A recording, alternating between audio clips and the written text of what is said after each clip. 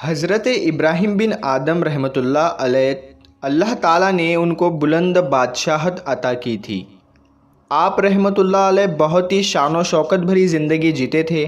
ایک مرتبہ حضرت ابراہیم بن آدم رحمۃ اللہ علیہ اپنے دربار میں شاہی تخت پر بیٹھے تھے کہ ایک اجنبی شخص آپ کے دربار میں داخل ہوا اور وہ بادشاہ کے تخت کے قریب آیا اور محل کو چاروں طرف سے دیکھا اور کہنے لگا کہ یہ سرائی اچھی نہیں ہے۔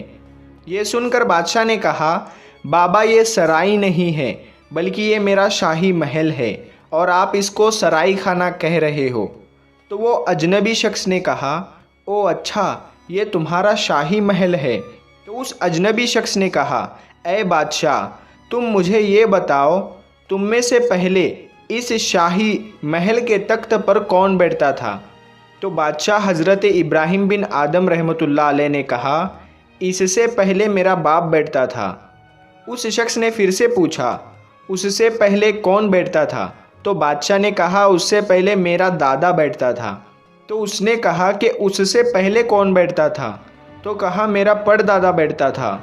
پھر اجنبی شخص نے پوچھا، تمہارے بعد کون بیٹھے گا؟ تو بادشاہ نے جواب دیا کہ میری اولاد بیٹھے گی جو اس کے قابل ہوگی۔ یہ سن کر اجنبی شخص نے فرمایا، اسی لیے تو میں اس کو سرائی خانہ کہتا ہوں کہ ایک آیا تو دوسرا چلا گیا، دوسرا آیا تو تیسرا چلا گیا، کوئی بھی باقی نہیں رہا، اس لیے یہ سرائی خانہ ہے۔ یہ کہنے کے بعد وہ اجنبی شخص وہاں سے تشریف لے گیا۔ یہ سن کر بادشاہ غمگین ہوا کہ یہ کوئی عام شخص نہیں۔ تو پھر حضرت ابراہیم بن آدم رحمۃ اللہ علیہ خدا تعالیٰ کی طرف متوجہ ہو گئے۔ ایک دن رات کے وقت آپ رحمۃ اللہ علیہ محل کے شاہی گدے پر لیٹ کر اللہ تعالیٰ کے ذکر میں مشغول تھے کہ اچانک چھت کے اوپر سے کسی کی آہٹ سنی۔ تو آپ نے آواز لگائی، کون ہے؟ تو اوپر سے کسی شخص نے آواز دی کہ میں مسافر ہوں، میرا اونٹ گم ہو گیا ہے اور میں اپنا اونٹ تلاش کر رہا ہوں۔ تو بادشاہ حضرت ابراہیم بن آدم رحمۃ اللہ علیہ نے کہا، آپ تو بہت بیوقوف قسم کے آدمی ہو کہ تمہارے اونٹ جنگل میں تلاش کرنے کی بجائے محل کی چھت پر تلاش کر رہے ہو۔ تو اس پر اس اجنبی شخص نے کہا، اس مسافر نے آواز دی کہ مجھ سے بڑا بیوقوف تو وہ ہے کہ جو شاہی گدوں پر بیٹھ کر خدا کو تلاش کر رہا ہے، اس کو بھی چاہیے کہ سب کچھ چھوڑ کر اللہ کے لیے جنگل میں چلا جائے۔ بس یہ کہنا تھا کہ آپ رحمۃ اللہ علیہ سمجھ گئے کہ اللہ تعالیٰ کی طرف سے ایک پیغام ہے۔ تو اس کے بعد حضرت ابراہیم بن آدم رحمۃ اللہ علیہ اپنی سلطنت کو چھوڑ کر جنگل میں تشریف لے گئے اور دریا کے کنارے پر اللہ تعالیٰ کا ذکر کرنے لگے، اللہ تعالیٰ کی عبادت میں مشغول ہو گئے۔ تو آپ کے لوگوں نے آپ کی بہت تلاش کی تاکہ آپ واپس آ کر سلطنت کا تخت سنبھالے، لیکن آپ نہیں ملے۔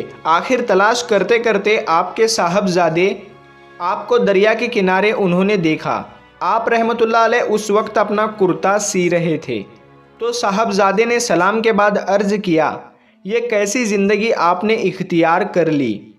آپ آج بھی وقت کے بادشاہ ہیں، آپ ہمارے ساتھ واپس چلے، دین کا کام عبادت وہاں پر بھی ہو سکتی ہے۔ تو آپ رحمۃ اللہ علیہ نے فرمایا، وہ بادشاہ بڑا ہے یا یہ بادشاہ بڑا ہے؟ تو اس نے کہا، وہ بادشاہ بہت بڑا ہے، اب آپ کے پاس پہننے کے لیے کپڑے بھی نہیں ہیں، آپ ہمارے ساتھ واپس چلے اور سلطنت کا تخت پھر سے سنبھالے۔ تو پھر حضرت ابراہیم بن آدم رحمۃ اللہ علیہ نے فرمایا کہ میرے پاس ایک سوئی ہے، میں اس کو دریا میں پھینکتا ہوں۔ اور یہ کہنے کے بعد اس کو دریا میں پھینک دیا اور کہا کہ اے دریا کے مچھلیاں، میرے اس سوئی کو تلاش کرو اور اسے باہر لے آؤ۔ تو اس نے کہا کہ کیا مچھلیاں بھی سوئی تلاش کر سکتی ہے؟ یہ کیسے ممکن ہے؟ تو آپ رحمۃ اللہ علیہ نے فرمایا، تم میرے بادشاہ پر ناز کرتے تھے، ابھی یہ منظر بھی دیکھ لو۔